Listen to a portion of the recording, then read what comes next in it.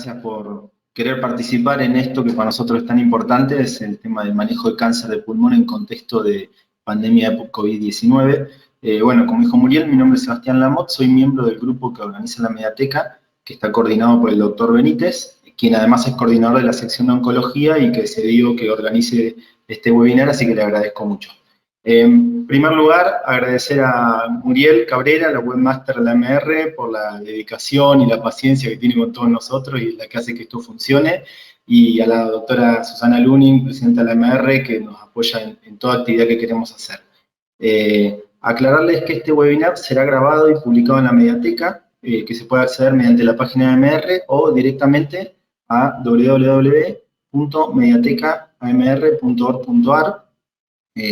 Acá, además de este webinar, van a encontrar otros referidos al tema COVID y, bueno, y otros materiales de interés, particularmente en la sección de oncología. Hay una gaceta muy completa y muy linda que armó integrantes de la sección, la doctora Karina Patanel, el doctor Claudio Martín, entre otros, y que recomiendo que vean para complementar este tema. Bien, y bueno, los agradecimientos están, vamos a empezar. Vamos a tocar 3 temas específicos con un neumonólogo, un oncólogo y un cirujano de tórax. La verdad que encontramos en mucha publicación en la literatura actual que refleja cambios en el manejo de cáncer de pulmón y nos pareció pertinente ver cuál es la experiencia local nuestra y la gente que tiene experiencia acá, qué recomendaciones nos mandan para el manejo de los pacientes acá, ya que la situación epidemiológica no es similar acá en la Argentina con el resto del mundo, y tampoco lo es dentro de la Argentina en diferentes provincias. Así que cuesta difícil algunas cosas que uno lee, aplicarlas acá en el marco local, y es por eso que queremos discutirlas en conjunto. En primer lugar va a hablar la doctora Iris Bollera, posteriormente va a hablar el doctor Gustavo Lyons y posteriormente el doctor Claudio Martín. Al finalizar las presentaciones, ustedes pueden ir haciendo las preguntas que les vayan surgiendo, y al finalizar las presentaciones yo las voy a ir leyendo y vamos a ir interactuando con ellos a ver qué surge de todo esto. Bueno, sin más vamos a empezar. La doctora Iris Bolleras es neumonóloga del Instituto Oncología Ángel Roffo y va a hablarnos acerca del manejo de nódulos pulmonares durante la pandemia de COVID-19. Bueno, buenos días, gracias a todas, a todos por acompañarnos en este encuentro online, a la MR y a la sección por darnos este espacio. Vamos a discutir en primer lugar la problemática de la evaluación de los nódulos pulmonares incidentales en el contexto de la pandemia por COVID. Entonces, como es públicamente conocido, la atención en los sistemas de salud, la necesidad de controlar al virus mediante medidas de contención y mitigación ha impactado realmente en la atención de los pacientes con otros trastornos médicos comunes. Ayer apenas un informe de la Asociación de Clínicas y Sanatorios en la Ciudad de Buenos Aires informa que hay una reducción en las consultas de enfermedades cardiovasculares y en lo que respecta a oncología, un descenso de 16% de los tratamientos de quimioterapia.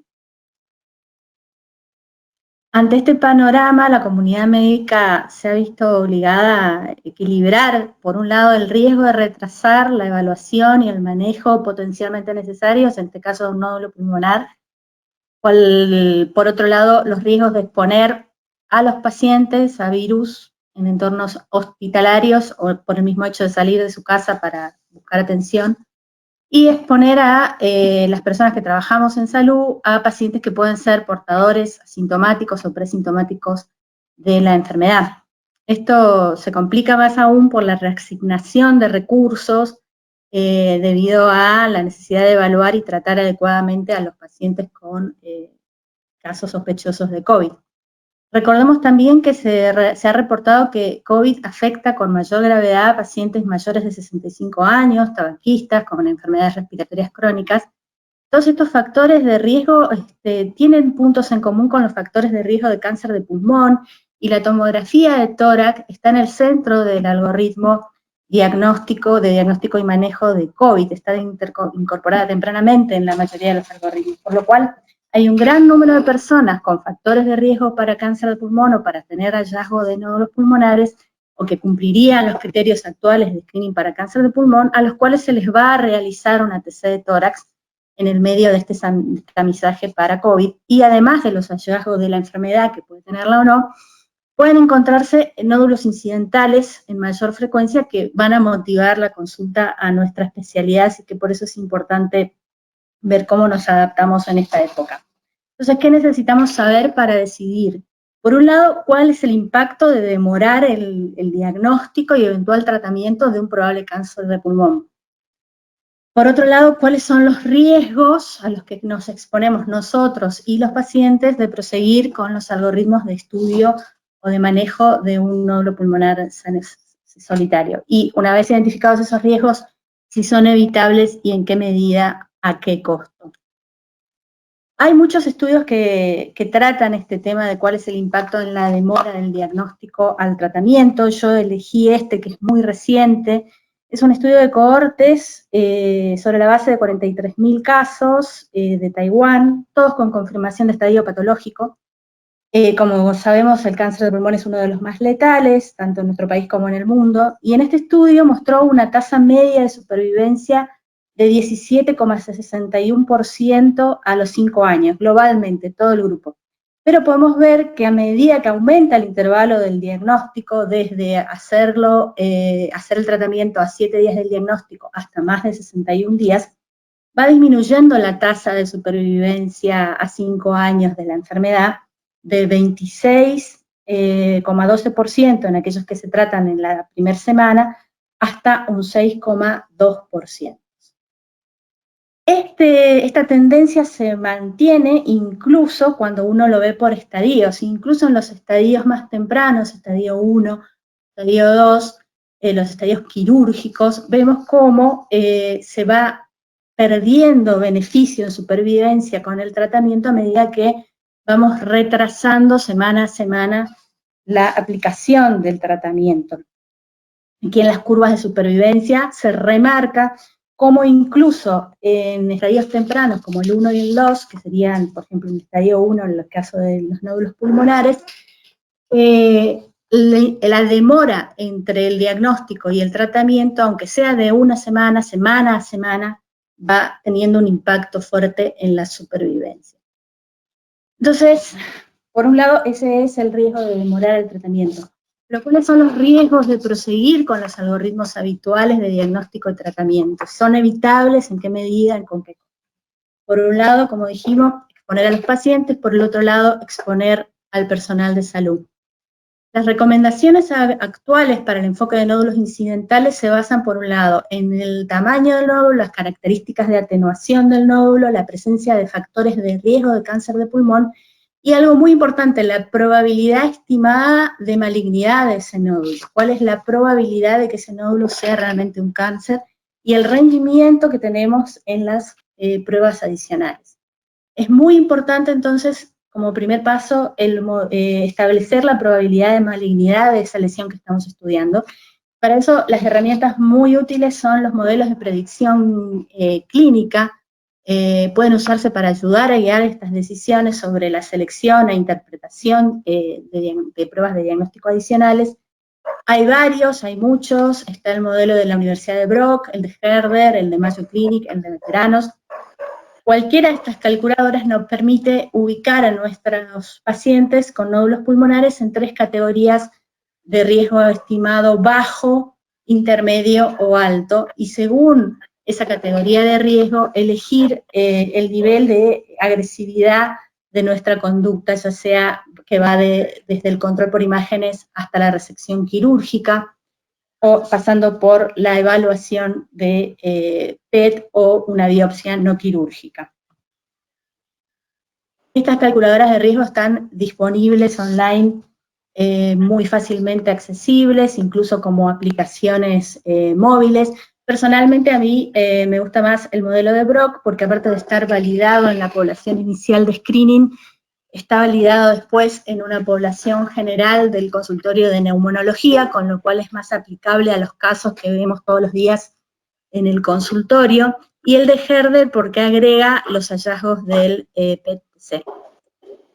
Otra manera de valorar este riesgo de malignidad es según la evolución en la tomografía de el tiempo de duplicación de volumen. Estos son los hallazgos del estudio Nelson, muy conocidos en cuanto a que uno puede estimar la probabilidad de cáncer, de que ese nódulo sea un cáncer a 2 años, según el tiempo de duplicación de volumen que se determina por la medición en 3 planos y el seguimiento en el tiempo, o si disponemos de imágenes anteriores que nos permitan estimar este volumen, este tiempo de duplicación de volumen. Y otra herramienta muy útil es la escala Langrats, en la cual los categorizados en la categoría 4 son los que van a llamar más nuestra atención como probablemente sospechosos o sospechosos de malignidad. Entonces, en base a la evaluación del riesgo del paciente, de sus riesgos quirúrgicos, del riesgo que tenemos de tomar intervención sobre este paciente y a su probabilidad de malignidad, los algoritmos actuales elaborados en la era pre-COVID incluyen la realización de pruebas de imágenes, de biopsias no quirúrgicas y eventualmente de resección quirúrgica. Todas, o casi todas estas estrategias están restringidas, su acceso y realización está restringido en el contexto de la pandemia. Entonces, para proseguir con el estudio, ¿existe manera de minimizar el riesgo de exposición al contagio de estos pacientes y de nosotros mismos, del personal de salud? Para esto, lo primero es evaluar cuál es la situación epidemiológica en la comunidad en la que estamos actuando y en la institución en la que estamos trabajando. Como muestra este mapa que grafica, digamos, el grado de transmisión local a través del tiempo o los días hasta la duplicación de casos, tenemos provincias que estamos todavía en rojo, con una circulación local muy alta, y otras que están en verde o incluso con un número infinito de tiempo de duplicación porque nunca han tenido casos. Se nos puede plantear la duda de si estamos viendo números reales, digamos, si este número de casos estimados o publicados oficialmente son los que reflejan la situación real.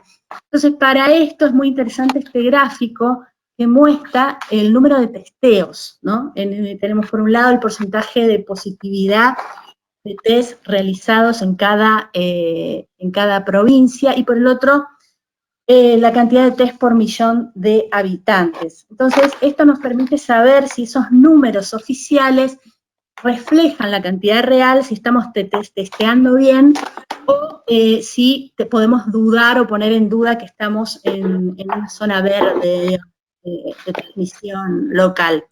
Fíjense entonces que el número que más importa en este gráfico es el porcentaje de positividad por provincia y no tanto los test por millón de habitantes, ¿no? Porque esto significa que estamos testeando no solamente a los casos sospechosos, sino que estamos yendo a hacer contención de foco, ¿sí? Y para la OMS, un porcentaje de positividad del 10% indica un número de testeos, digamos, adecuado. Nuestros porcentajes se ven claramente que aquellas provincias que tienen los círculos más grandes, que tienen un mayor problema de circulación local, son los que tienen un porcentaje de positividad más alto, o sea que la relación entre testeos positivos y testeos realizados es mayor. Incluso en la misma región, por ejemplo, acá tenemos la provincia de Buenos Aires, la variabilidad epidemiológica es muy grande. Tenemos partidos con pintados de color rojo y otros pintados de color verde, son casi limítrofes. Entonces hay que fijarse muy bien, incluso dentro de la misma ciudad de Buenos Aires, cada comuna tiene una situación epidemiológica distinta, y dentro de nuestras mismas instituciones, fijarnos si nuestra institución ha tenido o no casos de transmisión intrahospitalaria, si tenemos los recursos de bioseguridad para mantener a los pacientes COVID alejados de los pacientes oncológicos, si somos una institución monovalente que maneja solamente casos oncológicos, esto puede ser más fácil que en una institución polivalente, y quizá eso sería una buena estrategia, derivar los casos a esas instituciones. Y si ha habido casos de contagio entre el personal de salud y en qué medida. Una vez evaluada nuestra situación epidemiológica, cuáles serían las estrategias de disminución de riesgo. Hay muchísimos papers al respecto, muchísima información, como en todo en este momento, pero esta revisión que reúne un poco es una revisión sistemática que reúne un poco todos los papers al respecto de cómo disminuir los riesgos en instituciones que atienden pacientes con cáncer, básicamente significa priorizar cuáles son las situaciones urgentes y cuáles son los tratamientos con potencial beneficio para enfermedades que estemos tratando y posponer otras terapias que no tienen tanto beneficio. Fomentar la telemedicina, proteger al personal médico priorizando los procedimientos laparoscópicos en la cirugía del cáncer para minimizar la exposición a las muestras en aerosol y limitar los procedimientos de diagnóstico endoscópico solo a los más necesarios con aplicación de medidas de protección muy estrictas, sobre todo en el caso de la broncoscopía.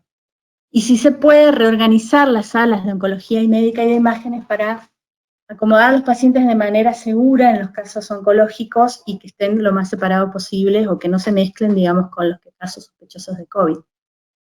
La otra herramienta, que es la que se usa más ampliamente en todas las instituciones, es el triage clínico epidemiológico. Por supuesto que tiene sus fallas, sabemos que hasta un 11% de los pacientes no tienen fiebre y que en una situación de circulación local pueden no tener o no relatar ningún contacto conocido. El gran talón de Aquiles para este control epidemiológico es la presencia de portadores asintomáticos como fuente de contagio potencial. Ya sabemos que los tamizajes masivos, dependiendo de en qué área o en qué población se hayan realizado, hay desde un 13 a un 56% de personas que son de PCR positiva, pero asintomáticas. Y el periodo transmisible tiene una media de 9,5 días en los asintomáticos, pero puede llegar hasta 21 días. Incluso contando con una detección de PCR previa a cualquiera de las intervenciones que podemos indicar para el estudio de un nódulo pulmonar, sabemos que la sensibilidad reportada en poblaciones sintomáticas varía mucho y hay algunas tan bajas como del 70%.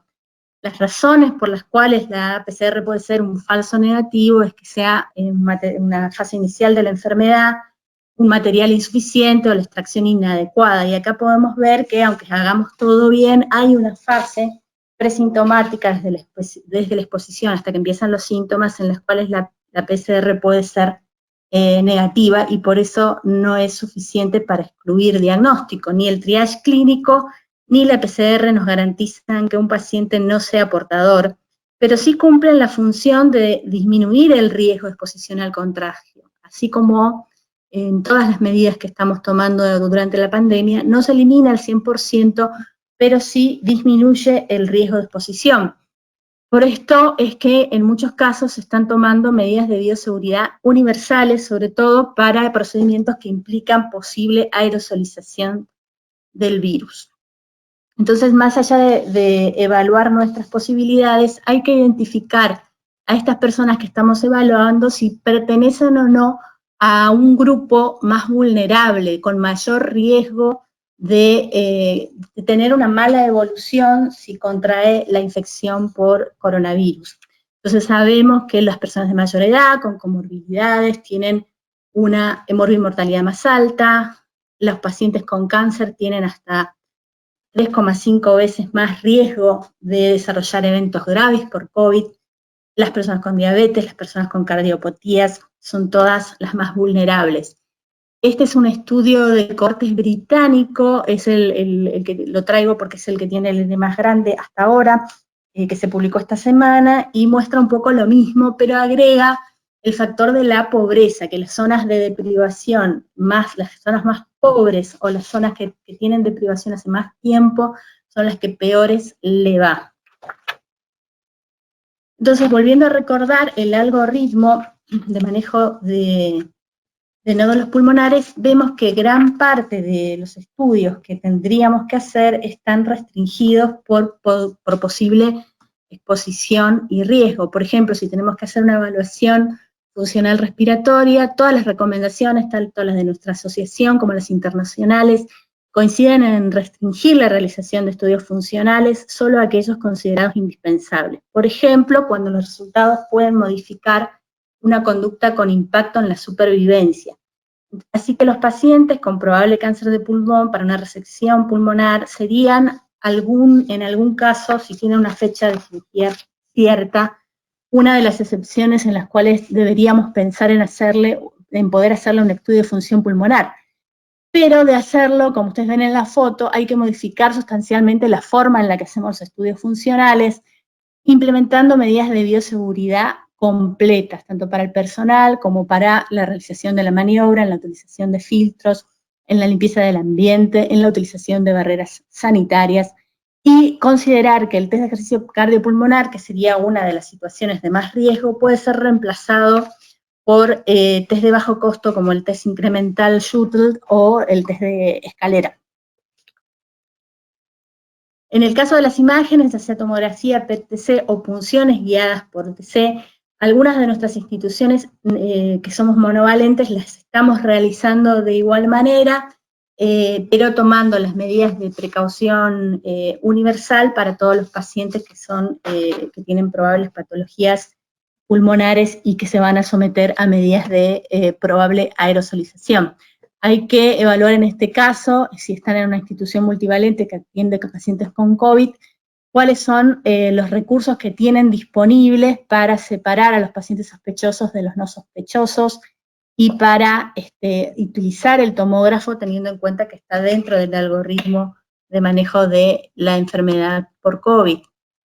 En el caso de la broncoscopía, tiene un rol bastante limitado de por sí en el manejo de lesiones de menos de 3 centímetros, pero para el contexto de la pandemia, en áreas de transmisión comunitaria, tratamos de evitarla en la realización de broncoscopía, para todo lo que no sea urgente. Si es necesario realizarla, se debe usar protección personal completa, incluso en pacientes asintomáticos, y en esto están todas las guías de acuerdo. Recordar que hoy por hoy hacer un procedimiento, ya sea una broncoscopía o una BAT, implica un uso de quirófano más prolongado, un uso de equipos de protección personal más amplio y un uso de recursos en general más amplio que tengo que tener disponible. Este es un reporte también de Wuhan de 2 pacientes que se sometieron a resección pulmonar por cáncer de pulmón y que en su postoperatorio temprano presentaron neumonía viral con COVID positivo. Uno de los casos era una paciente que se contagió dentro del nosocomio, estuvo en contacto con un paciente positivo en su postoperatorio, y el otro que clasificó como un caso asintomático que pasó inadvertido el triage y se operó de cáncer de pulmón. Los dos evolucionaron bien, pero son, digamos, los dos espectros de enfermedad, de posibilidad de operar a un paciente que tiene COVID y sin saberlo, o de que un paciente en el postoperatorio se contagie dentro de la institución. Entonces, teniendo en cuenta todo esto, el HES y su panel de expertos han lanzado una serie de recomendaciones. Clave aclarar que esto es una especie de acuerdo de expertos, no es una guía basada en evidencia. Son 24 expertos que votaron cómo actuarían ante distintos escenarios en el estudio de un nódulo pulmonar. En todos los escenarios, la declaración de consenso recomienda que la atención al paciente debe discutirse siempre en un entorno multidisciplinario, aunque sea con teleconferencia a distancia. Si las pruebas sugieren un cáncer indolente o muy temprano, se puede considerar un retraso en el tratamiento, y si las pruebas sugieren una mala salud o un mal estado físico general, se puede considerar también un retraso en el tratamiento. Los factores que hay que considerar, como dijimos, es cuál es la circulación local del virus en la comunidad y en el hospital, cuál es la disponibilidad de pruebas rápidas de COVID para que podamos disminuir los riesgos de exposición si tomamos medidas más invasivas, qué recursos tenemos, qué otros sitios tenemos para derivar a los pacientes y que se los maneje de mejor manera, y cuáles son las comorbilidades y, por supuesto, los deseos de las personas que estamos evaluando. Para nódulos en vidrio esmerilado, este panel teniendo en cuenta el riesgo de malignidad reportado para este tipo de nódulos, recomienda que durante la pandemia es aceptable retrasar la vigilancia de cualquier nódulo en vidrio esmerilado durante aproximadamente 3 a 6 meses. Puse también para comparar la decisión del panel de expertos de cirugía torácica de China. Seguramente Gustavo más adelante nos va a hablar un poco más de estos consensos. Como en general en China son más invasivos con los vidrios esmerilados, me pareció interesante comparar que ellos, en vez de operarlos, que es lo que harían habitualmente, indicarían un ATC de seguimiento. En el caso de los nódulos parcialmente sólidos, con un componente sólido de 6 a 8 milímetros, las recomendaciones actuales sugieren una tomografía computada de vigilancia cada 3 meses, una vez que el nódulo fue identificado, y en estos casos ellos recomiendan retrasar o reprogramar la vigilancia durante aproximadamente 3 a 6 meses. Y para aquellos nódulos que por características del Landrast nos dan más altos, que son los Landrast 4, pero con una probabilidad de malignidad de 65 a 85%, se considera aceptable realizar o agregar una exploración de PET y o una biopsia no quirúrgica para garantizar que si lo voy a operar o si voy a hacer radioterapia o si voy a hacer alguna conducta más invasiva, esté realmente tratando un cáncer de pulmón y no un nódulo benigno. En el caso de los pacientes con una probabilidad de malignidad más alta, mayor del 85%, se aconsejan proceder con la resección quirúrgica. Pero en todos los casos, el tratamiento de cáncer de pulmón como estadio 1, ellos consideran aceptable el retraso en una situación de circulación local alta del virus. Y para esto toman en consideración tanto el tamaño, la tasa de crecimiento, la avidez del PET, como el estado de salud y físico general, y por supuesto las preferencias del paciente. ¿Qué prefiere el paciente ante esta situación de riesgo? ¿Cuáles son sus medios de contención? Por ahí se trata de pacientes que están por esta contingencia solos y tienen a su familia lejos, y prefieren no actuar en este momento, más allá de que la tasa o la expectativa de malignidad sea alta. En resumen, para no extenderme más, pero esperando poder compartir más adelante con las preguntas algunas experiencias entre todos, en aquellos pacientes con nódulos pulmonares de alta probabilidad, la decisión de aplazar el diagnóstico va a tener un impacto en la supervivencia a 5 años, eso tenemos que asumirlo, está demostrado y está reportado, pero ese impacto debe balancearse contra el impacto o el riesgo de exposición a la infección a coronavirus a corto plazo, de acuerdo al nivel de circulación local, a la vulnerabilidad de la persona y a la disponibilidad de recursos en mi centro. Son muchos los recursos que tendríamos que tener disponibles para poder actuar en estos pacientes. Así que bueno, sin más, les agradezco de vuelta y espero las preguntas. Bueno, muchísimas gracias, Iris. Realmente clarísimo como siempre. Aún así nos dejas con más dudas que preguntas, más dudas que certezas. Sí, pero fue muy clara la posición y bueno, seguramente de acá van a surgir algunas preguntas también. La idea es que al final las vayamos resolviendo. El que tenga dudas, consultas y demás, le pido por favor me ponga hacia quién dirige la pregunta, si la dirige hacia alguien y si no la redirijo yo, no hay inconveniente.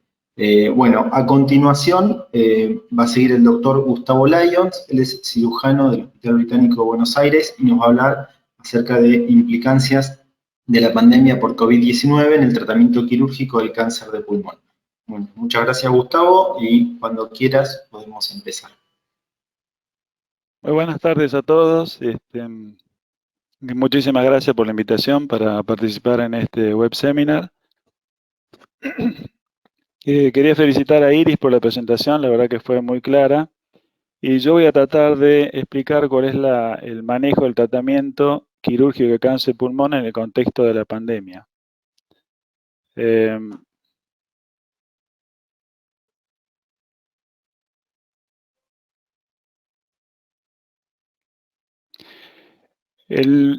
El estándar de tratamiento de cáncer de pulmón es la resección quirúrgica, con resección completa de la lesión, vaciamiento mediastinal, pero la verdad que nos encontramos a un tremendo desafío, que es estar en el medio de una pandemia, de una enfermedad viral con muy alta contagiosidad, que requiere aislamiento respiratorio y de contacto, lo cual ha alterado la manera de trabajar prácticamente de todo el sector de salud y de todo ámbito prácticamente de la humanidad. Entonces, lo que voy a tratar de hacer es explicar cómo ha impactado esto en el tratamiento quirúrgico de acuerdo a las áreas que ha ido afectando, porque esto ha afectado a las instituciones se han tenido que adaptar a esta nueva situación, ha afectado a los pacientes, a lo que hacen habitualmente, a los accesos que tenían rutinariamente, y ha impactado también en el equipo de salud, en la manera que tiene de trabajar.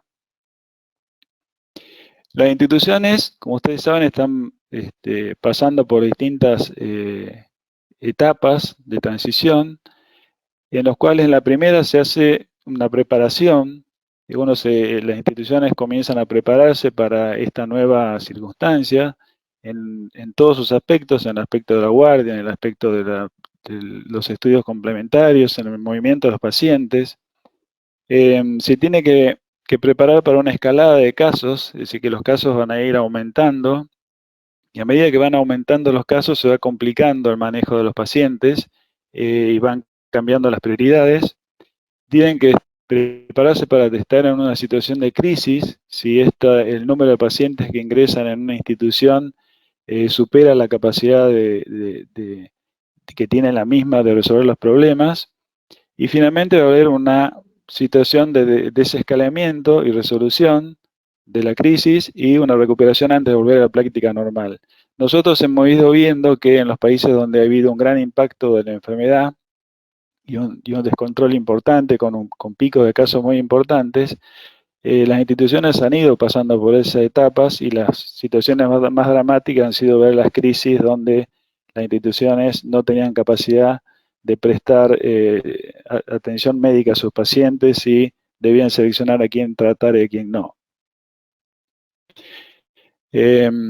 También esto impacta en la manera que se realiza la atención médica en estos lugares, donde el trabajo normal ya es inexistente, no hay ninguna institución, yo creo que en la Argentina, ni en el mundo, que esté trabajando de manera normal como lo hacía antes, sino que lo primero que ocurre es un trabajo bajo presión, en lo cual se deben implementar protocolos.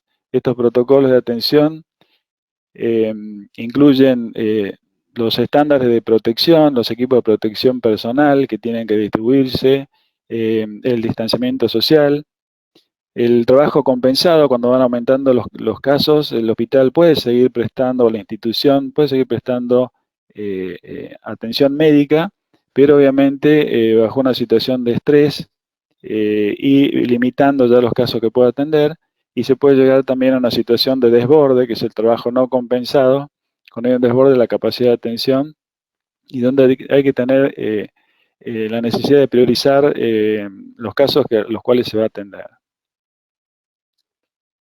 ¿Qué es lo que esperamos en la Argentina? Esta es una modelación matemática en la cual es un ensayo de qué número de casos va a tener nuestro país, la Argentina, sobre todo en el sector de AMBA. Ustedes saben, como dijo Iris, que hay sectores o provincias que tienen muy pocos casos y van a tener una situación distinta de control, y la zona de AMBA es la más poblada del país y es la que mayor riesgo tiene, donde más foco se pone.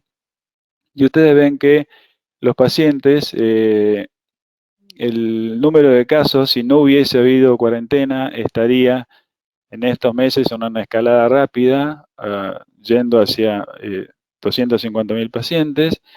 Y en la medida que se han implementado las cuarentenas y esta cuarentena se prolonga, ustedes pueden ver que la curva se aplana, pero la realidad es que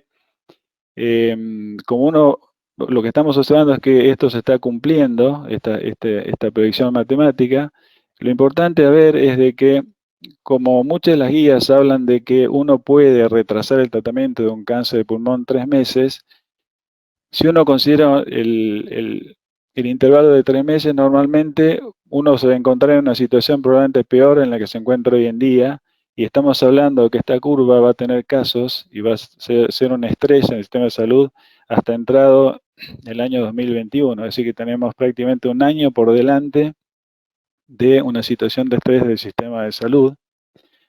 Y esta es la número de incidencias diarias que pueden haber, que uno podríamos haber llegado a 15.000 o más de 15.000 casos diarios, pero lo que se prevé es tener alrededor de 2.500 casos diarios en algún momento. Así que tenemos que estar preparados para una situación que es muy prolongada, con lo cual cuando uno plantea retrasar 3 meses un tratamiento, probablemente sea retrasarlo un año, porque seguramente uno puede encontrar una condición más difícil a medida que pase el tiempo. El otro aspecto a tener en cuenta es que los pacientes también sufren las consecuencias del estrés del sistema de salud, no tienen acceso a visitas programadas, tienen una desatención de sus enfermedades crónicas, sufren el riesgo de infección y muerte por coronavirus, lo cual los pacientes normalmente, los pacientes con cáncer de pulmón justamente son un grupo de alto riesgo porque son pacientes fumadores, hipertensos, con EPOC y de edad avanzada, con lo cual conforman un grupo de alto riesgo para tener esta enfermedad y de mortalidad por esta enfermedad. Se han tenido que adoptar forzadamente la telemedicina y tienen marcadas limitaciones en el acceso a estudios de diagnóstico y estadificación. Muchas veces pacientes que deben ser controlados directamente no acceden a hacer los controles, o cuando tienen algún diagnóstico, como todos los vivimos en carne propia, es muy difícil canalizar al paciente a través de solicitarle estudios complementarios, porque la oferta está disminuida y hay protocolos implementados en varios lados, con lo cual hay que hacerlo artesanalmente, muy difícil manejar este tipo de pacientes. El otro tema a tener en cuenta es un cambio radical en la práctica médica. Hay un riesgo claro de contagio personal. El acceso a los elementos de protección personal es variado. Yo creo que en eso se ha mejorado mucho, se ha hecho un trabajo muy importante, con el tiempo que hubo para poder prepararse. Muchas instituciones ya están equipadas. En mi experiencia, en los lugares donde trabajo, todo el personal tiene acceso a los elementos adecuados de protección personal.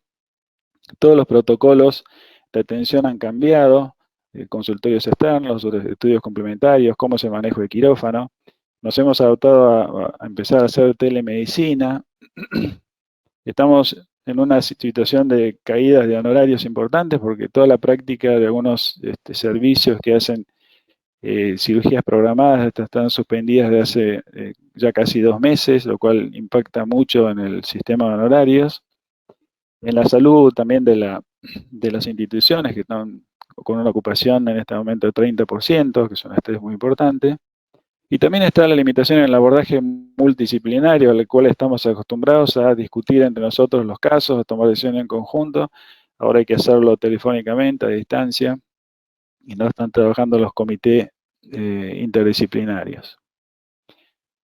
Una de las características que hay que tener en cuenta es que aquellos pacientes a los que uno opera y que en ese momento desarrollan una enfermedad de COVID durante el postoperatorio, la mortalidad de esos pacientes, de acuerdo a este trabajo realizado en China, que fueron los primeros que tuvieron estos casos, la mortalidad llega al 20%, y particularmente en cirugía torácica se considera una enfermedad súper esparcidora del virus dentro de la institución. En un caso que está ejemplificado en este gráfico, se ve que un paciente termina contagiando a 13 personas porque no se sabía, se desconocía la enfermedad, y el impacto que tiene no tomando las prevenciones es muy fuerte. Por eso hay que ser muy cuidadoso en el manejo de este paciente y en cómo vamos a actuar en el contexto de esta enfermedad.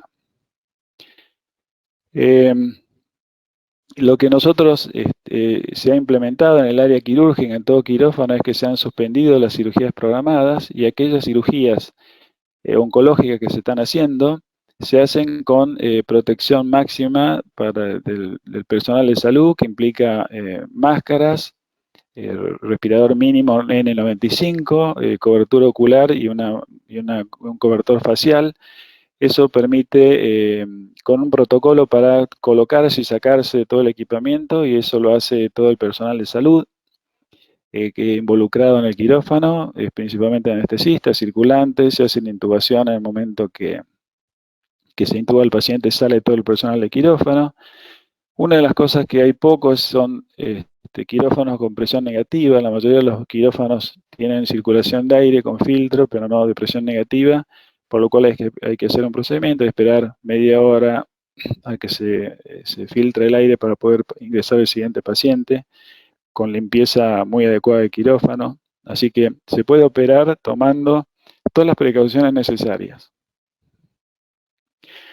El otro elemento que tiene cirugía torácica es que es una cirugía que tiene ventilación unipulmonar, con lo cual uno de los pulmones se ventila y se expande y se deja al aire en forma frecuente durante la cirugía. Por eso se usan filtros virales, que son los filtros amarillos, y el manejo del drenaje pleural se hace de la misma forma, colocando filtros para protección del personal de salud. Con estas medidas, considerando a cada paciente como que está infectado, se disminuye la probabilidad de contagio, y la verdad que nosotros hemos seguido haciendo la cirugía torácica de manera habitual y no hemos tenido casos de coronavirus ni de contagio por cirugía torácica. Ahora, ¿cuáles son las guías y qué es lo que aconseja realizar en el caso del manejo de los pacientes con cáncer de pulmón desde el punto de vista quirúrgico? Lo que hay que tener en cuenta para tomar las decisiones es la prevalencia de COVID dentro del hospital, es decir, cuántos pacientes uno tiene, qué disponibilidad de recursos hospitalarios y la tasa de cambio, es decir, si el número de infectados que tiene el hospital está aumentando o está disminuyendo. Y de esa manera podemos identificar 3 fases. En la fase 1 hay pocos pacientes con COVID en el hospital, que es prácticamente la situación que se vive en la mayoría de las instituciones en la Argentina. Los recursos hospitalarios están intactos, es decir, hay camas de terapia intensiva, hay ventiladores, se dispone de equipo de protección personal y el número de casos está en fase de meseta. Entonces, en esta fase, la recomendación general es restringir la cirugía a pacientes cuya supervivencia probablemente se vea comprometida por un retraso quirúrgico de 3 meses. Y esto es lo que vamos a discutir un poquito más en detalle en oncología torácica, qué impacto tiene este término de 3 meses.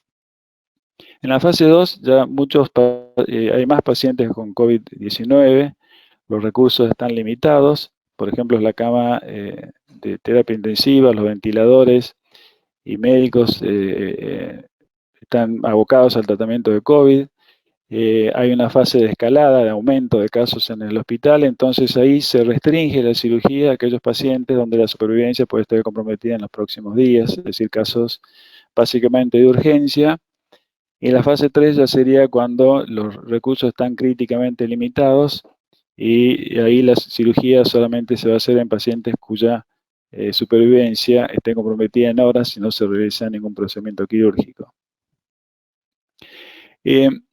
Uniendo todas las recomendaciones, tanto europeas como de la guía británica como la guía americana, yo acá quiero poner y explicar las recomendaciones. Este es un cuadro que es lo más sencillo posible, en el cual en la parte inferior se ven las lesiones menos graves desde el punto de vista de cáncer de pulmón, que son oncológicamente más controladas y menos agresivas, y en el extremo superior están las situaciones críticas. Y obviamente la recomendación de lesiones subsólidas o subsólidas estables que no tengan área sólida es control con tomografía computada, y eso se va a poder hacer cada 6 meses o al año, y probablemente no haya ningún inconveniente con esos pacientes. En los tumores subsólidos con un área sólida menor a 5 milímetros también, esos son los carcinomas microinvasores, se puede controlar, son lesiones bastante indolentes que permiten hacer un control sin riesgo de supervivencia. Y hay una indicación que son los tumores menores de 2 centímetros o subsólidos con área mayor de 5 milímetros, en lo cual la recomendación de todas las guías es de diferir la cirugía a los 3 meses, Cuando uno piensa en los diapositivos que mostré previamente, diferir la cirugía de 3 meses nos va a llevar a una situación en la que probablemente estemos peor de lo que estamos hoy, con un estrés de la institución más alto por el aumento del número de casos. Y como alternativa, en el caso de que no se pueda o se tenga una situación crítica y se quiera hacer algún tratamiento, proponen como alternativa hacer radioterapia, RBT, y especialmente aquellos pacientes que tengan alto riesgo. En aquellos tumores mayores de 2 centímetros se considera que el riesgo de progresión de la enfermedad es alto, entonces se recomienda hacer la cirugía, hacer la resección. En el caso de que uno entre en una situación de escalada rápida, probablemente mientras se espera, en este tipo de pacientes se puede hacer quimioterapia de inducción para poder estirar hacer algún tratamiento mientras se espera, para poder operarlo de manera diferida. Obviamente los pacientes con N2 se van a estadificar, y acá lo que quería resaltar es que la mayoría de las guidelines están recomendando como un procedimiento menos aerógeno y menos, con potencial de menos contaminación, realizar mediastinoscopía sobre el EBUS, es decir, que la mediastinoscopía para la estadificación, diagnóstico de ganglios mediastinales, sería en esta situación mejor que hacer una endoscopía. Y en estos casos, si no se puede y si la situación de estrés es muy prolongada, hacer quimioradioterapia, reevaluar o hacer la quimioradioterapia definitiva. También está indicada la cirugía y hay consenso en todas las guías en aquellos pacientes que completaron el tratamiento de inducción, que había sido programado previo al COVID, y aquellos que estén en protocolos de investigación. En esos continúa la cirugía, y en ellos, en el caso de que no se pueda continuar la cirugía por estar en una situación muy crítica, continuar con tratamiento oncológico. Los tumores avanzados T4, obviamente hacer el diagnóstico y quimio y radioterapia como tratamientos, y en aquellos que no se puede hacer ningún procedimiento, cuidados paliativos. Y acá están las situaciones más críticas, que son las traqueotomías indispensables, que ahora se están recomendando recién a los 21 días. Si el paciente luego de 21 días sigue ventilado, está indicado, aunque sea COVID positivo, hacer la traqueostomía. O en aquellos casos que haya que hacer una desobstrucción de vía aérea para permitir que el paciente pueda ventilar bien. El tratamiento es cirugía o tratamiento endoscópico de desobstrucción, y la alternativa sería la radioterapia, pero en este caso la cirugía sería lo que estaría indicado. Y en el caso de taponamiento cardíaco, derrame neoplásico con disnea, etcétera, puede comprometer la vida del paciente de manera inmediata, con lo cual la cirugía está indicada. Entonces, en la fase 1, de la línea amarilla hacia arriba es lo que se realiza. La cirugía en el día de hoy está recomendada en pacientes con tumores mayores de 2 centímetros, y de ahí para arriba todas las cirugías están recomendadas. Y se trata de diferir lo que está en el grupo inferior, que son los tumores más indolentes o pequeños. A mi criterio, de acuerdo a lo que estamos viendo en Argentina, habría que bajar un escalón la línea amarilla y operar los tumores menores de 2 centímetros en vez de diferir la cirugía, porque probablemente dentro de 3 meses estemos en una situación más difícil de la que estamos hoy. Y esta es en la fase 2, cuando hay escalada de casos, hay restricción, solamente la cirugía va a estar para los casos que están por arriba de la línea roja, que son pacientes con riesgo inmediato y que uno tiene que resolver de manera inmediata. Así como Iris comentó, ¿cuál es el riesgo de esperar a un paciente con cáncer de pulmón y dejar que pasen 3, 4, 6 meses? En este trabajo, que es una regresión lineal, se ve que el cáncer de pulmón por su agresividad cambia de estadificación en el término de pocos meses, cambia el estadio, y esto avala las publicaciones que presentó Iris hace poco. Este viernes pasado, es decir, ayer, vi una paciente que me muestra su tomografía de enero del 2020, en el cual tenía un nódulo en el lóbulo superior derecho. Estaba en tratamiento por un unidad de mama, completándolo entonces al terminar el tratamiento la derivan para que nosotros evaluemos este nódulo. Esto es en abril. Y ustedes ven que este nódulo ahora se asocia a una adenomegalia, es decir, el cambio de un estadio potencialmente 1 a un N2 se produjo en muy poco tiempo, con lo cual, ¿qué es lo que haría hoy con un paciente que presenta un nódulo de estas características, a pesar de no llegar a los 2 centímetros? Yo creo que, dadas las condiciones que tenemos hoy de poder hacerlo con hospitales semivacíos, se podría hacer la cirugía y está indicado realizarla. Y nosotros lo que hacemos es minimizar el riesgo para el paciente y para el personal de salud, tomando todas las precauciones para realizar el tratamiento quirúrgico con la mayor seguridad posible, con el entrenamiento del equipo de salud, con los elementos de protección. Y una de las estrategias que nosotros estamos utilizando es, como ustedes ven, el PCR es el estudio que más precozmente puede determinar la infección en el paciente, con lo cual operamos solamente, antes de operar al paciente, le hacemos el PCR. Ese PCR tiene dos debilidades, que tiene una pequeña ventana en la cual puede ser un falso negativo, y tiene falsos negativos por el propio procedimiento, por el tipo de técnica que se utiliza.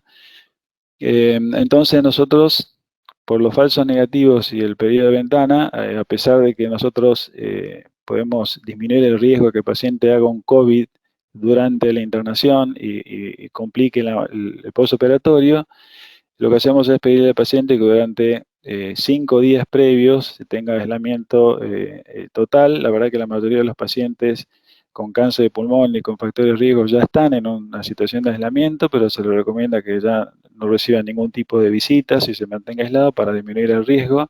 Combinando esas dos cosas, la posibilidad de que el paciente desarrolle un COVID en el intraoperatorio o se contagie dentro del hospital es bajo. Entonces, como conclusiones, el tratamiento va a estar indicado de acuerdo a la fase institucional. Si en el momento actual estamos en fase 1, y yo incluiría aquellos pacientes que tienen nódulos resecables, porque se pueden hacer en condiciones de seguridad, en los sanatorios, hospitales que dispongan de todos los recursos. Hay que tener máximos cuidados en todo el proceso de atención. Se está haciendo, además del cuestionario para disminuir los riesgos y ver los factores de riesgo, las condiciones de un consentimiento informado específico para COVID-19, donde se le explica los riesgos que tiene el paciente de contagiarse. Tener condiciones adecuadas en el área quirúrgica es fundamental. La determinación, obviamente, el PCR el día previo a la cirugía, y extremar el aislamiento social los 5 días previos a la cirugía. Lo que hay que entender es que estos cambios de la atención médica son para largo, y probablemente cambie la manera de la atención y de la cirugía durante el próximo año, esté marcado por este tipo de protección que tenemos que tener y las medidas de seguridad. Muchísimas gracias por su atención. Bueno, muchas gracias, Gustavo, realmente clarísimo. La duda que vos planteás es válida en los tumores menos de 2 centímetros, en el contexto nuestro, que no es el contexto de otros países. Sí es válido basarse en las guías de otros lados. Así que bueno, vamos a ver cómo seguimos. Bueno, a continuación va a hablar el doctor Claudio Martín. Él es jefe de oncología torácica del Instituto Alexander Fleming y es médico oncólogo del Hospital María Ferrer. Nos va a hablar acerca de cáncer de pulmón avanzado en la era del COVID-19, que el árbol no tape el bosque. Ya un poco nos empieza a dar una idea en el título de lo que nos quiere empezar a comentar. Así que, bueno, Claudio, te escuchamos y muchas gracias también nuevamente por participar de esto. Hola, ¿qué tal? Buenas tardes. Muchas gracias por la invitación. Y bueno, en unos próximos 10, 12 minutos voy a referirme al tema que nos convoca.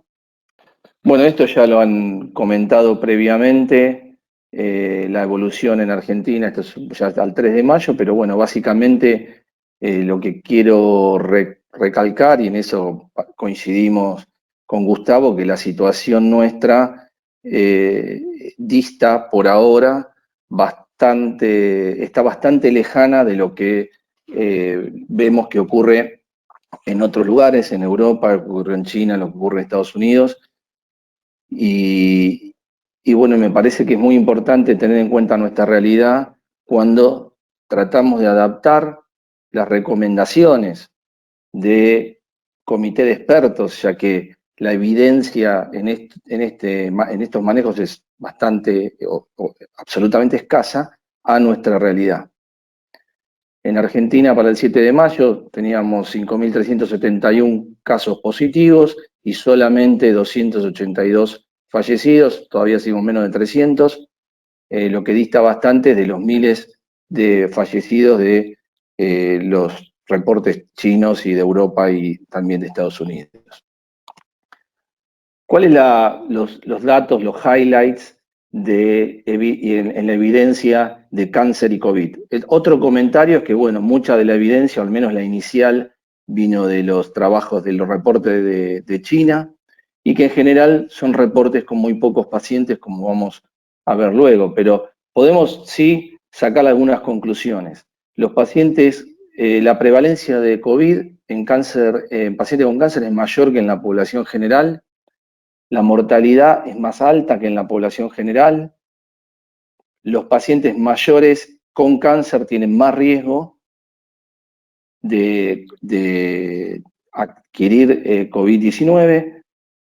En general, hay aunque hay alguna diferencia en reportes más recientes sobre la relación entre los tratamientos previos, como por ejemplo quimioterapia, y el riesgo de enfermedad más severa. Y un dato que sí es importante y que, bueno, ya fue esbozado en las charlas previas, es que muchos de los pacientes con cáncer adquieren la enfermedad cuando van al hospital, consultas, procedimientos, en sus visitas hospitalarias.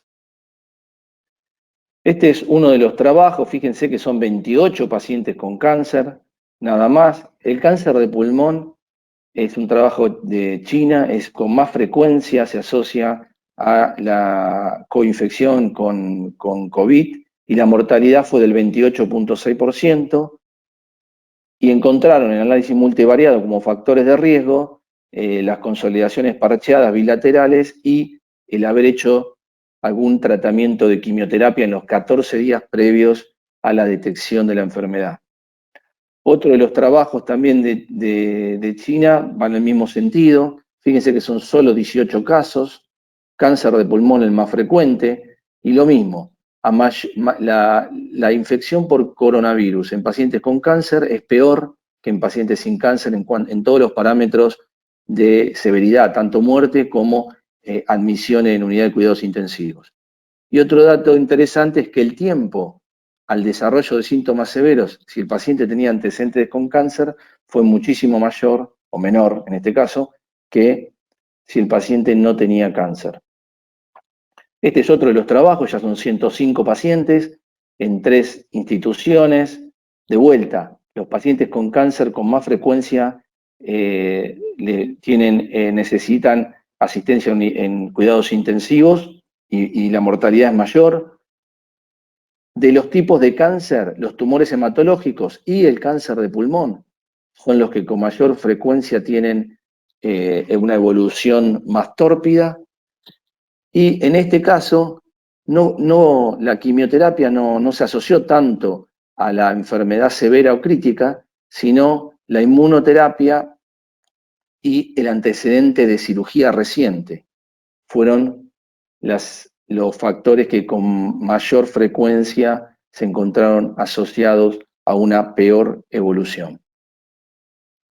Estos son un par de trabajos más recientes que fueron presentados la semana pasada en el congreso que fue virtual de la ACR, que, bueno, casi convocó más de 60.000 inscriptos, una cosa que, bueno, parece que puede modificar en el futuro la forma en que se hacen este tipo de reuniones. Este es el estudio Teravolt. El estudio Teravolt es un estudio colaborativo del IALS, que juntó aproximadamente 200 casos con cáncer de pulmón y COVID, la mediana edad fue de 68 años. Un dato ya llamativo es que la mortalidad fue del 34.6%, o sea que la mortalidad es claramente muy alta. Es decir, el paciente con cáncer de pulmón también adquiere COVID. Un dato que, bueno, no llama la atención, pero donde puede haber algún atisbo de por qué esta mala evolución es la presencia de comorbilidades. Todos nosotros sabemos que los pacientes con cáncer de pulmón son pacientes enfermos, que tienen EPOC, enfermedad coronaria, enfermedad vascular, etcétera. 83% se asoció a comorbilidades. Y otro dato interesante, que de cuántos pacientes fueron admitidos en la unidad de cuidados intensivos, solamente el 8.8%. O sea que, obviamente, que existió por el estrés a que fue sometido en muchos de los países que con más frecuencia aportaron pacientes, los países europeos, Estados Unidos, a esta base de datos, la falta de admisión del paciente en la unidad de cuidados intensivos seguramente también colaboró en la alta tasa de mortalidad asociada a COVID y cáncer de pulmón. Y un dato interesante de este primer análisis es que el tratamiento con quimioterapia o con inmunoterapia no fue asociado a una mayor mortalidad. Otro de los estudios presentados también la semana pasada en la ACR es la serie de Gustave Roussy. En este caso, la serie incluía un 10% de los pacientes con tumores torácicos, con mayor frecuencia tenían tumores de mama, y en este caso la mortalidad fue más baja, el 22%, aún sigue siendo alta en pacientes comparado con la enfermedad por COVID-19 y la población general. O sea que el paciente con cáncer es evidentemente un paciente donde hay que extremar los cuidados para evitar el contagio. En el análisis multivariado, el único factor significativo fue el performance status al momento de adquirir la infección por COVID en el análisis multivariado. Los síntomas, esto no lo ustedes lo conocen mejor que yo, son los mismos, no hay evidencia que haya un síntoma o una forma de presentación especial en pacientes con cáncer y COVID-19. Las imágenes, por supuesto, son similares a lo que se ve en los pacientes en general. Y ya vemos que una de las cosas que y que sufrimos en la práctica es muchas veces la dificultad de poder diferenciar a veces progresión por cáncer en estas imágenes de consolidación, subpleurales, engrosamiento de los septos o enfermedad en vidrio esmerilado, diferenciar progresión de enfermedad, toxicidad del tratamiento de infecciones por COVID. Este es un caso clínico nuestro. Por ahora es el único caso que tenemos con cáncer pulmonar y COVID-19. Es un paciente de 74 años que había hecho quimio-radioterapia concurrente en el 2017. Tuvo una recidiva mediastinal y supraclavicular en enero del 2020. Se hizo una biopsia del ganglio supraclavicular derecho y tenía un carcinoma escamoso. El paciente se le indicó quimioterapia. Como comorbilidades era hipertenso, diabético, estaba anticoagulado por antecedente a un TEP, tenía colocados 2 stent. El paciente, bueno, a pesar de las recomendaciones que ya había en ese momento, y unos días antes de iniciar el tratamiento con quimioterapia, tuvo contacto con su hermano y la pareja de su hermano, que habían retornado a Alemania durante algunos días. Hizo quimioterapia el 16 de marzo y el 21 de marzo tuvo una caída de la cama y tuvo un traumatismo encefalocraniano. Fue a la guardia del Argerich, lo suturaron, como lo derivaron por su obra social, donde se internó, no en Alexander Fleming, sino en otra clínica de Capital. Se le hizo una tomografía, no tenía evidencia de sangrado, y tenía una tos muy leve, no tenía fiebre, por el antecedente del nexo epidemiológico se le pidió la PCR. para COVID el día siguiente, y ahí se lo aisló. El COVID, varios días después, en ese momento, vino positivo. Los hallazgos de laboratorio, solamente una linfopenia, ferritina elevada, lo demás dato normal, el paciente completamente asintomático. El día de la internación y sin el resultado, comparamos las imágenes previas a la internación y la tomografía del día de la internación. La gente de imágenes de Fleming sugirió que había un engrosamiento septal y que no podía descartar que se tratara de COVID-19 y por eso se lo aisló.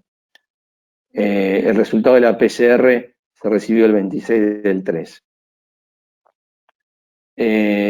Bueno, el paciente persistió a febril, el 28 del 3 el PCR fue no detectable, se repitió las 24 horas, fue externado y bueno, fue evaluado esta semana y reiniciará tratamiento con quimioterapia paliativa. Esto ya fue un poco comentado previamente, pero obviamente estamos sufriendo un estrés en el sistema de atención. Todos los recursos, o muchos de los recursos, están orientados a COVID. Los pacientes tienen dificultades en los traslados, los retrasos por los retenes que hay. También dificultan los traslados notablemente. Los pacientes se sienten un poco desamparados, no pueden entrar los familiares a las consultas, tenemos dificultad para acceder a las imágenes. Digamos, por ejemplo, en el ámbito público es muy difícil hacer resonancias, hay retraso a los diagnósticos. Obviamente esto ya se habló en cuanto a las dificultades en hacer estudios endoscópicos, retrasos a las terapias, y también la dificultad en la realización de los comités multidisciplinarios, que más allá de que todos se están haciendo en forma virtual, obviamente la posibilidad de discusión no es exactamente la misma que cuando uno puede hacerlo en forma presencial. Fue muy interesante lo que presentó Iris en cuanto al descenso de las consultas y de los diagnósticos y las quimioterapias en Capital, que no lo conocía, pero había encontrado como dato objetivo esta publicación holandesa donde muestra cómo a partir de la instauración de la cuarentena, el número de diagnóstico de cáncer de pulmón, baja notablemente. Las líneas rojas obviamente son los cánceres cutáneos, donde la necesidad de diagnóstico es aún mayor, pero claramente estamos retrasando la posibilidad de test diagnósticos. Otro de los desafíos importantes, y que esto ha sido publicado en Lancet Respiratory Medicine, es muy difícil en la práctica y una dificultad que estamos teniendo con bastante frecuencia es que internamos muchos pacientes con cáncer de pulmón y sospecha de COVID, porque el paciente viene febril y porque el paciente tiene infiltrados pulmonares que son absolutamente complejos de diferenciar, especialmente en aquellos pacientes que están haciendo inmunoterapias o inhibidores de tirosina quinasa. Una de las sugerencias de este grupo europeo es que todos los pacientes con cáncer de pulmón deberían tener un test de COVID antes de iniciar el tratamiento y eventualmente cuando se lo considere necesario durante el curso de la enfermedad, para poder facilitar el manejo de estos casos. Ya han hablado de diferentes guías. Por supuesto, hay muchísimas guías. Todo el mundo está apurado en elaborar alguna. Yo creo que es muy difícil que podamos realmente transpolar esas guías, que por otro lado son recomendaciones de expertos sin un sustento absolutamente claro, a nuestra realidad de lugares donde tienen 10.000, 20.000 casos, 20.000, 30.000, 40.000, a nosotros que tenemos 5.000 y menos de 300 muertes.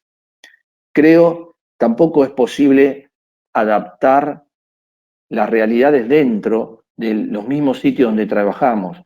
Por ejemplo, en mi experiencia, estoy en un hospital, en María Ferrer, donde está orientado a el tratamiento de COVID, donde el servicio de oncología se vio restringido en su capacidad a menos de la mitad.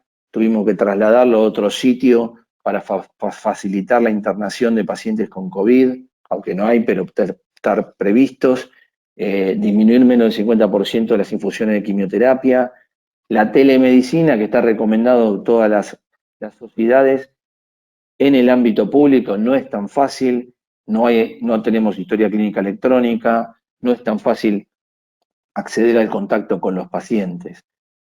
Y eso es completamente diferente a lo que uno puede experimentar en Alexander Fleming, una institución orientada al tratamiento oncológico, con muchas otras herramientas, con la capacidad de poder, a través de la telemedicina, desde tu casa, hacer consultas, acceder a la historia clínica. O sea que nosotros mismos tenemos que adaptar todas estas recomendaciones a las realidades. Y por eso nosotros preferimos no hacer guías, sino hacer recomendaciones, y que uno debe adaptar a su realidad. Al menos era mi preferencia. No guías, sino recomendaciones. No es lo mismo lo que uno haga en Neuquén que lo que podamos hacer en el Hospital María Ferrer, y las realidades hay que adaptarlas.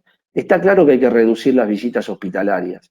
Todos los papers sugieren que los pacientes, cuanto más riesgo tienen, cuanto más visitan el hospital. Y ahí incluyen los controles, las posibilidades de espaciar tratamientos, pasar tratamientos a vía oral si se puede, pero espaciar los controles tomográficos en pacientes que vienen con una respuesta adecuada al tratamiento y están asintomáticos. O sea, tener en cuenta que hay que reducir al máximo la asistencia del paciente con cáncer de pulmón al hospital. Priorizar, si se puede, el tratamiento menos tóxicos.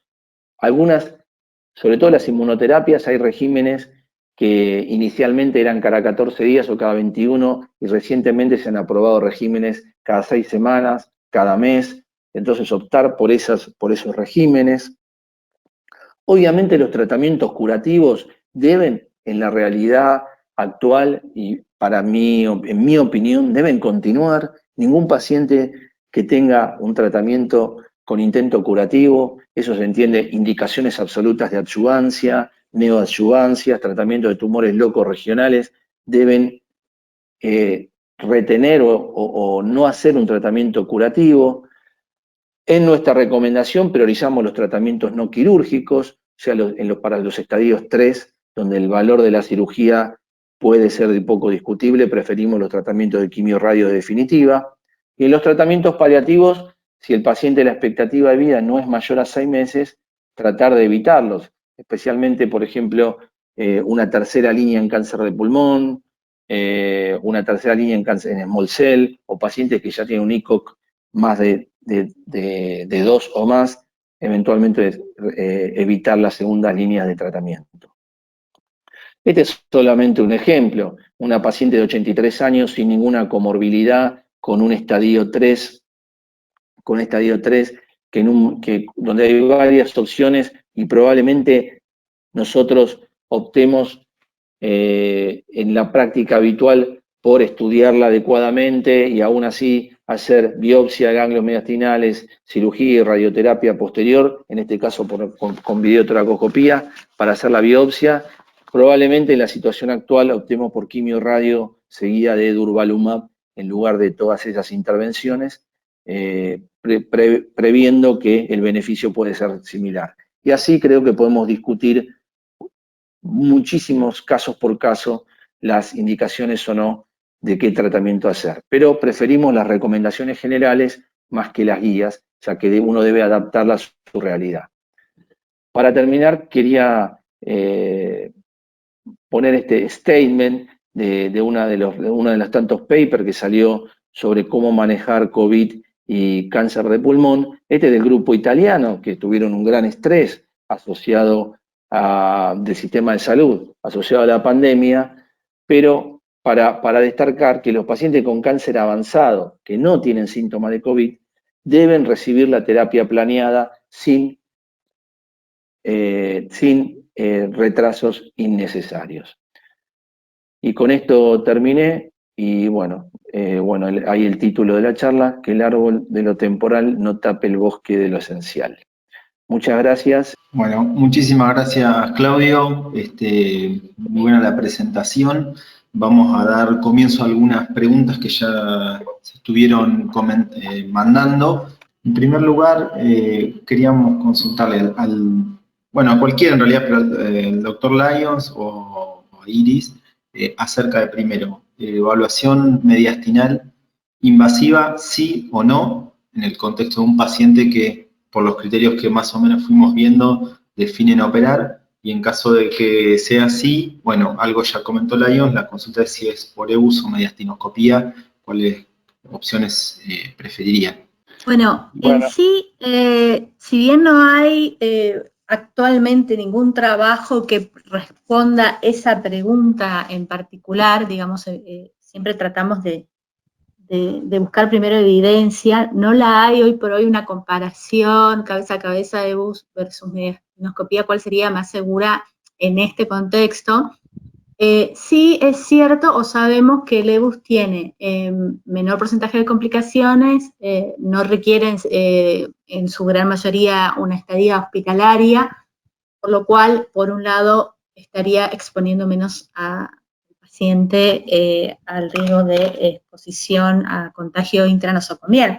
Por otro lado, se podría argumentar que el EBUS, como cualquier broncoscopía, es un procedimiento generador de aerosol y que podría estar exponiendo más al personal, y que hay menos disponibilidad de EBUS y que hay que conocer muy bien la casuística del lugar donde se realiza, cuál es la rentabilidad diagnóstica en el lugar donde uno lo va a realizar, más allá de la que está reportada, porque un estudio de EBUS negativo lleva a que tengas que hacer de todas maneras una mediastinoscopía.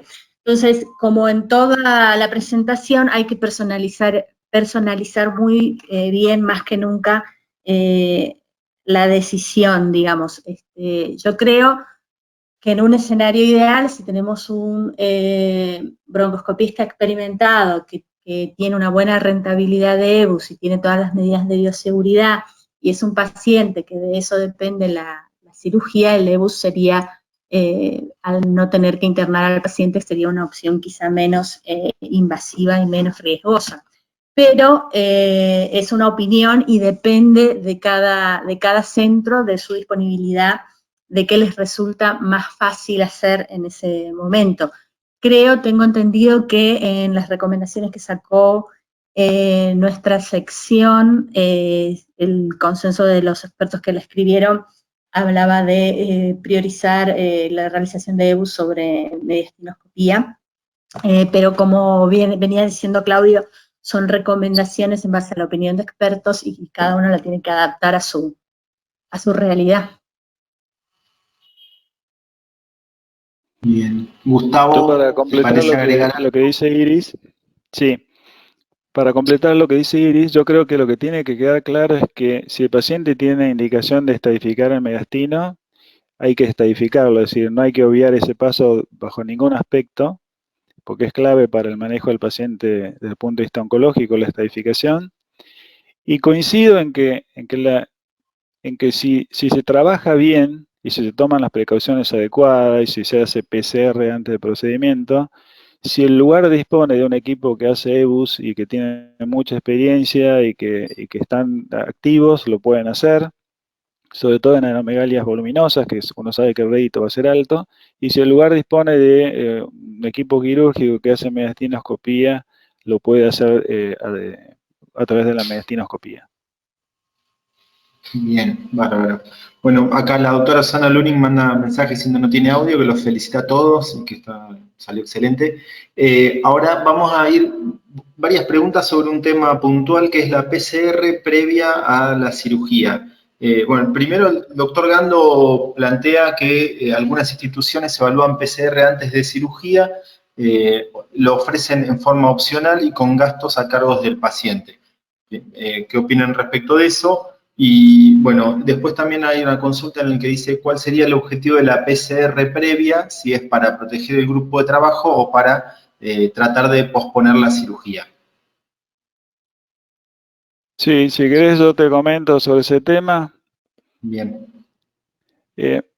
La PCR está orientada más que nada para proteger al paciente, porque un paciente que está desarrollando una enfermedad COVID positiva y uno le hace una cirugía torácica, en el caso nuestro, uno está aumentando la morbilidad sustancialmente. Los casos que se operan con COVID positivo tienen una mortalidad del 20%, y sobre todo el grupo nuestro que es de alto riesgo, con lo cual es más para proteger al paciente que para proteger al equipo de salud. El equipo de salud se va a proteger en todas las cirugías como si el paciente fuese COVID positivo. A nosotros no nos cambia el protocolo, pero si el paciente da positivo, obviamente uno va a suspender el procedimiento, va a esperar que el paciente en aislamiento transcurra de las 3 semanas o 4 semanas para que se transforme en negativo y recién ahí planear el tratamiento. bien. La otra consulta referida a esto es qué cantidad de PCR llevan realizadas en el hospital y qué porcentajes de estas tuvieron positivas. Hasta ahora nosotros en los lugares donde opero, que es el Hospital Británico y en otros sanatorios, que en todos se está haciendo el estudio. En ninguno de los casos estuvo a cargo del paciente, que yo sepa hasta ahora, sino que se hace cargo la institución y la prepaga por los convenios que se van realizando. Hasta ahora no hemos tenido pacientes que se hayan suspendido por COVID positivo, por lo menos en nuestro servicio, y llevamos más o menos 25 cirugías realizadas. Buenísimo. Y también referido a esto, el doctor Lescano consulta, ¿qué posibilidad hay de hacer? Bueno, ya algunos artículos hablan también de eso, actualización de la tomografía días previos a la cirugía, y también consulta respecto a la elección de videotoracoscopía en el caso de hacerse, si tiene alguna preferencia sobre uniportal versus convencional, considerando el menor riesgo de quizás de aerosolización con un solo puerto. Yo quería agregar una cosita en relación a esto antes de darle lugar Sí, de vuelta a Gustavo. sí, sí. Una cuestión con la PCR que se plantea en algunas instituciones es que es un corte puntual del momento en el que tomaste la PCR y después el paciente pudo haber estado expuesto después de eso y contagiarse, y lo vas a saber en el postoperatorio. Una estrategia que menciona el equipo del MD Anderson es hacer una PCR, si se puede mantener aislado al paciente durante 2 semanas, asegurarse de que no necesita ser internado, pero de que no tenga contactos en esas 2 semanas y volver a repetir la PCR. Esto lleva mucho tiempo y mucho recurso, también estarías demorando la cirugía, pero hay que tener en cuenta que una única PCR tiene esa falencia, ¿no? De que nos está hablando solamente de lo que, en el mejor de los casos, sin falsos negativos, sin tomar en cuenta el porcentaje de falsos negativos, nos está hablando de la situación, la foto del momento en el que tomaste la PCR, que eso, dependiendo de cada centro, puede tardar en tener el resultado 1 día, 2 días, y que el paciente en ese periodo podría haber estado expuesto a nuevos contagios. Bien, bárbaro. Sí, yo con respecto a lo que comenta Iris, nosotros en el hospital la PCR se hace el día anterior, se hace a la mañana y el resultado está nos entregan a la tarde, a las 6 de la tarde. Es decir que es lo más cercana posible al procedimiento, y como medidas extra de seguridad, antes de la operación se hace un cuestionario en el cual se trata de identificar factores de riesgo de que el paciente haya tenido visitas, contactos o algún tipo de riesgo aumentado de tener el coronavirus, una enfermedad sin síntomas. No es un método perfecto, obviamente, porque hay falsos negativos, hay una pequeña ventana desde que el contagio y la PCR es positiva, pero es mucho mejor. Hay probablemente un 80% de pacientes que sean COVID positivos van a evitar una cirugía y someterse a una morbilidad muy alta. Yo creo que la estrategia, si yo no tuviese acceso a PCR y tuviese un tomógrafo computado, probablemente le haría una tomografía computada el día previo a la cirugía como un elemento adicional. Si yo veo algún tipo de infiltrado que no tiene que ver con su enfermedad de base, probablemente suspenda la cirugía hasta aclarar esa situación. Pero creo que es un recurso en los lugares donde no dispongan de PCR, es una opción adicional que puede ser útil. Sebastián, ¿puedo decir algo? Sí, desde ya. No, solamente quería aclarar que en Fleming están haciendo PCR y tomografía en todos los pacientes que van a cirugía. Bien, sí, hay algunos artículos que hablan de eso, pero bueno, también no hay mucha evidencia sobre el tema, pero bueno, era una opción también, ¿no? Bien. Claudio, ya que te tengo, consulta. Paciente con estadio localmente avanzado, que ya hizo adyuvancia y debe definir si se opera, y que llega el momento en el cual estamos en una situación difícil para hacer una cirugía. Algo comentaste vos ya en la charla. ¿Vos sugerís completar tratamiento como estadio avanzado? ¿Cómo lo encarás ese tema? A ver, yo hoy por hoy, en el servicio nuestro, al menos para Fleming, en los pacientes con estadio 3A, al diagnóstico preferimos un tratamiento que no incluya la cirugía. Bueno, hemos discutido con Gustavo años, llevamos discutiendo el tema, pero bueno, en esta circunstancia donde el valor de la cirugía es más difícil de valorar, de poner en perspectiva, preferimos quimio-radio, sobre todo con la posibilidad ahora de que está aprobado el durvalumab post-quimio-radioterapia. Ahora, si el paciente hizo neoadjuvancia con un intento de ir a cirugía, yo creo que seguiría con la planificación inicial y iría a un tratamiento quirúrgico. No cambiaría eso en la circunstancia que estamos hoy. Yo creo que en eso el mensaje coincidimos todos en que bueno, todas las guías hay que adaptarlas a las circunstancias que tenemos hoy. Así que evitaría la cirugía para un N2 al inicio y lo trataría con quimio radio y durvalumab, pero para un paciente que ya hizo inducción y que estaba planificado un tratamiento quirúrgico, seguiría al menos en mi opinión, seguiría con el tratamiento quirúrgico.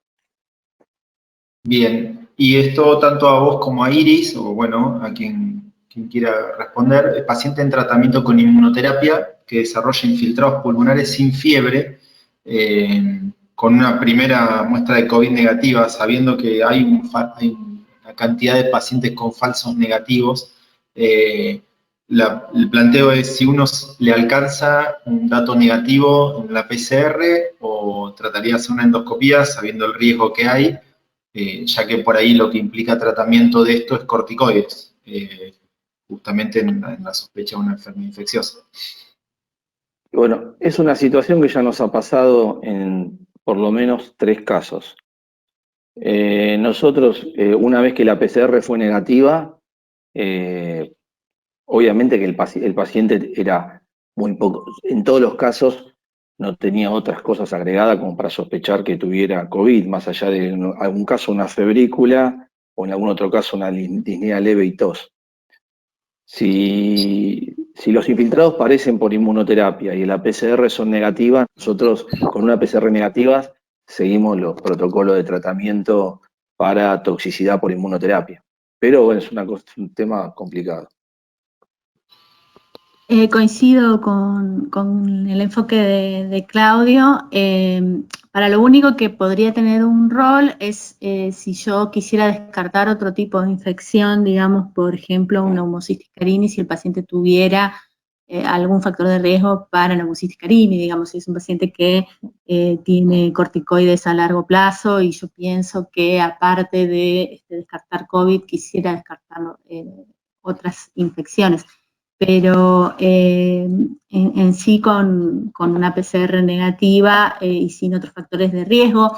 Hay que ver también que para los pacientes sintomáticos, y en este caso estaríamos hablando de una persona con síntomas respiratorios o con insuficiencia respiratoria, aparte de los síntomas y del ataque y de la PCR, uno puede agregar otros factores de laboratorio que aumentan la precisión del pretest clínico. Por ejemplo, si tiene linfopenia, cuál es la relación entre linfocitos y neutrófilos, cuál es la procalcitonina, cuál es el nivel de ferritina. Hay varios algoritmos diagnósticos clínicos, radiológicos y de laboratorios que, combinando todos esos factores para poblaciones de pacientes sintomáticos, llegan a un área bajo la curva de 98%. Entonces sí, está bien, la PCR tiene una baja sensibilidad. Sí, está bien, la fiebre o la presencia de fiebre por sí sola tiene una baja sensibilidad. Pero si yo combino todos esos factores y el paciente no tiene ninguno, ya la posibilidad de que se me escape el COVID es mucho menor. No sé si se entiende, Sebas, lo que planteo. Sí. No basarse en un solo método, sino, digamos, en el pretest clínico completo, ¿no? Claro, entonces es más difícil cuando hablamos del screening en población asintomática, que sería el caso que planteábamos con Gustavo, ¿no? De un paciente que no tiene síntomas, que no tiene factores de riesgo, y que lo que quiero descartar es que no sea un portador asintomático. Ese es otro escenario. Ahora, si tengo un paciente con infiltrados bilaterales en vidrio esmerilado e hipoxia, ahí sí las herramientas de diagnóstico tienen una mayor sensibilidad, y la combinación de herramientas de diagnóstico nos da incluso hasta un 98% de precisión en estos algoritmos. Hay varios, hay algunos que ya están disponibles en calculadoras online, pero uno lo puede hacer también, digamos, sin calcularlo estadísticamente, sumando, digamos, todos estos factores. Si no tiene ninguno de estos factores, ya la posibilidad de que sea un COVID se escapa y se aleja bastante, y podemos proceder con el algoritmo de tratamiento de neumonitis por inmunoterapia, por ejemplo. Bien, bárbaro. Otra consulta para Gustavo, y te recuerdo, nos quedó pendiente la opinión tuya respecto de cirugía uniportal versus convencional, y aprovecho para hacerte una consulta también del doctor Luchelli respecto de la cirugía, la evaluación endoscópica en el intraoperatorio, si está recomendado seguir haciéndola, que es una práctica que se hace habitualmente por cirugía, o, bueno. Hola, Sí, Gustavo. lo que se recomienda es tratar de hacer el procedimiento que produzca la menor aerosolización posible. La cirugía torácica tiene la intubación selectiva, que yo mostré que se está colocando filtro viral al pulmón que uno desinfla, que queda al aire. Y lo que se recomienda es hacer el procedimiento más rápido y más seguro para el paciente, y que lo realice el cirujano con mayor experiencia del servicio. Es decir, no hay espacio en esta etapa para hacer maniobras lentas, para perder tiempo. Es decir, la cirugía tiene que ser lo más rápida y efectiva, y eso va a depender del servicio y de la experiencia que tengan cada uno. Probablemente hacer una cirugía uniportal, salvo que el caso sea muy fácil, que esté todo expuesto y que sea muy fácil, normalmente lleva más tiempo y más maniobras y es más dificultoso. Entonces se mira, si el caso es hiper favorable para un uniportal, se desinfla el pulmón, se puede hacer la cirugía, pero en caso contrario se hace una pequeña incisión axilar y se completa la cirugía de manera semiabierta, pero lo importante es no hacer cosas que lleven más tiempo. La evaluación endoscópica, si el paciente la requiere porque tiene un tumor proximal, no estamos hablando de una lesión periférica, pero una lesión proximal, se puede hacer en el mismo procedimiento previo a la cirugía, controlando con el tubo de doble luz. Se puede tranquilamente hacer con un fibrobroncoscopio pequeño de 5 milímetros. Bien, bárbaro. Hay un par de consultas acerca de ecografía pulmonar como una opción válida para reemplazar la tomografía en el contexto del prequirúrgico. No sé si alguno tiene experiencia en que en su hospital lo estén haciendo específicamente en este contexto. Nosotros tuvimos la mala suerte en el ROFO de que estas últimas semanas el tomógrafo entró en reparación, así que un poco por obligación tuvimos que echar mano de la ecografía pulmonar y ha tenido muy buenos resultados, incluso para guiar las punciones en el caso de nódulos o masas subpleurales que estén, digamos, más accesibles.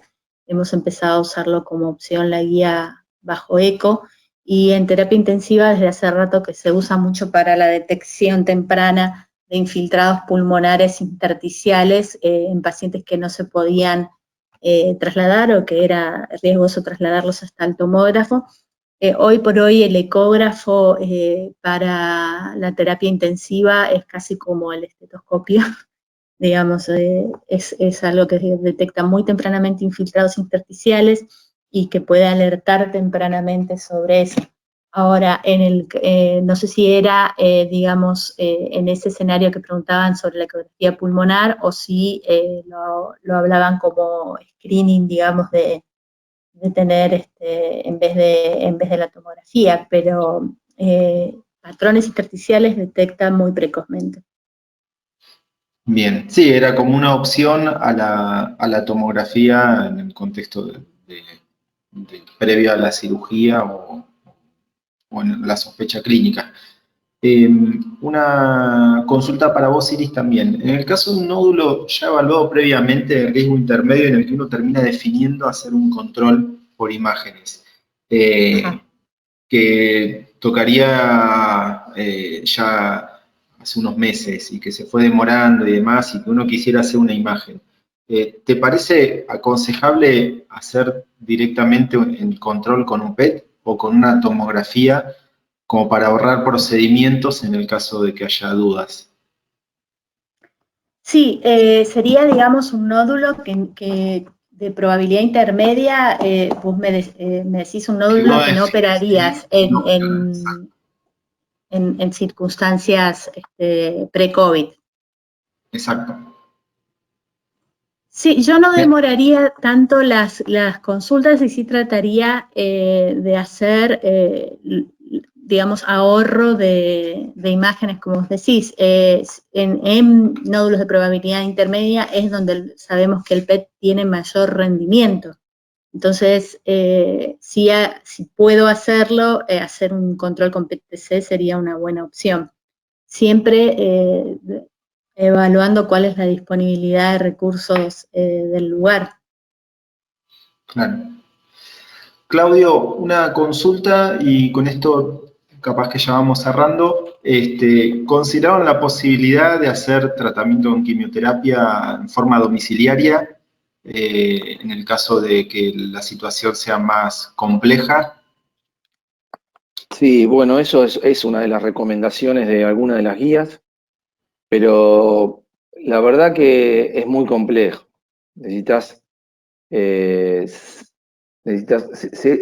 Lo estamos haciendo en pacientes con ensayos clínicos, en algún caso muy puntual, con algún soporte, digamos, del mismo sponsor.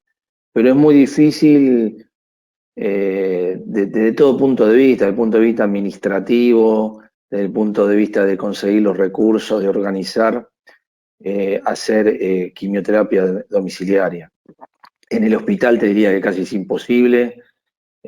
Apenas si logramos tener un lugar para poder trasladar nuestro servicio y seguir funcionando en condiciones buenas y vamos a instaurar un triage extra al del hospital, lo mismo en Fleming, que se hace con los pacientes con quimioterapia, que hacen un triage antes y otro después, antes de entrar a hacer la quimio, pero me parece que la quimioterapia domiciliaria la veo difícil de poder implementar. Bien, bárbaro. Bueno, Sergio, no sé si vos querés hacer alguna consulta, algún aporte, y lo mismo a los expositores, les agradezco mucho, la verdad que fueron muy claros, hay un montón de cosas que imagino que se van a ir resolviendo en el transcurso de la marcha, y creo que lo que queda un poco a todo esto es que hay que discutir aún más en forma multidisciplinaria lo que habitualmente discutimos en cáncer de pulmón, en este momento es mucho mayor, y no tomar por sentado realidades de otros lados y evaluar la realidad local de cada lugar, ¿no es cierto? Sergio, no sé si querés hablar vos. Sí, no, solo agradecer, la verdad que fue muy claro, muy interesante. Recién comentaba ahí en el grupo Mediateca cómo el método científico se ve limitado en esta cosa que es tan vertiginosa, entonces las decisiones tomadas por fuera de la evidencia científica nos ponen a todos muy nerviosos, y esto es realmente muy complejo. Así que les agradezco un montón. Bueno, muchas gracias a todos, y con esto vamos terminando entonces. Nos vemos en la próxima sesión de la Mediateca. Muchas gracias. Muchas gracias a todos. Bueno, muchas gracias, hasta luego.